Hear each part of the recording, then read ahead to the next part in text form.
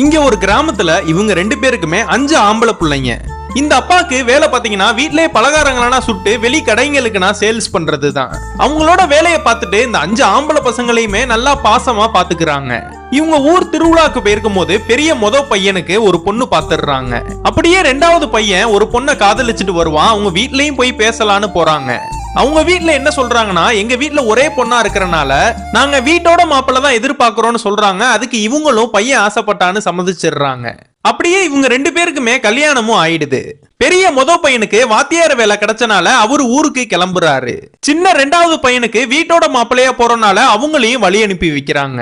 3வது பையன் சொந்தமா ஊருக்குள்ளே வேன் ஓட்டுறாரு.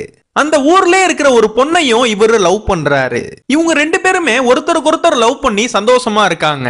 ஆனா இதுனா தெரியாத இவங்க அம்மா அப்பா அவங்க மாமா பொண்ணு கட்டுனா இந்த பையனை தான் கட்டுவேன்னு அடம் பிடிக்கிறனால இவர்கிட்ட என்ன ஏதுன்னு கேட்காமலேயே இவங்க 2 பேரும் தட்டு மாத்திடுறாங்க. அதுக்கப்புறம் தான் எல்லா விஷயமே இவருக்கு தெரிய வருது. இதுக்கப்புறம் நம்ம அம்மா அப்பாட்ட சொல்லி நம்ம அம்மா அப்பாவை கஷ்டப்படுத்த வேணான்னு அந்த லவ் பண்ற விஷயத்த சொல்லாமலே விட்டுறாரு. அந்த லவ் பண்ண அந்த பொண்ணு கிட்ட போய் எல்லா விஷயத்தையுமே சொல்லிடுறாரு. அந்த பொண்ணாலையும் தாங்கிக்க முடியாம அழுகுறாங்க.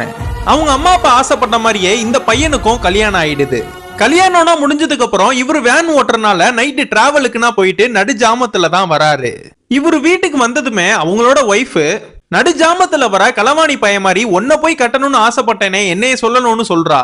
உன் வண்டி ஸ்டாண்டுக்கு பக்கத்திலே வீடை பார்த்து தொலைனா அதையும் கேட்க மாட்ற. இங்கே இந்த வீட்டுல இருந்துட்டு என் உயிரை தான் வாங்குறேன்னு கத்துறா. இதனா அவங்க அம்மா அப்பா 2 பேருமே கேக்குறாங்க. காலையில அந்த பையனை கூப்பிட்டு உன் வண்டி ஸ்டாண்டு பக்கத்திலே ஒரு நல்ல வீடா பார்த்து நீ அங்க குடி போன்னு சொல்றாங்க. இதனா கேட்ட இவரும் அவங்க அம்மா அப்பா சொல்றதை கேட்டுட்டு அந்த வண்டி ஸ்டாண்டு பக்கத்திலே குடியும் போயிடுறாரு.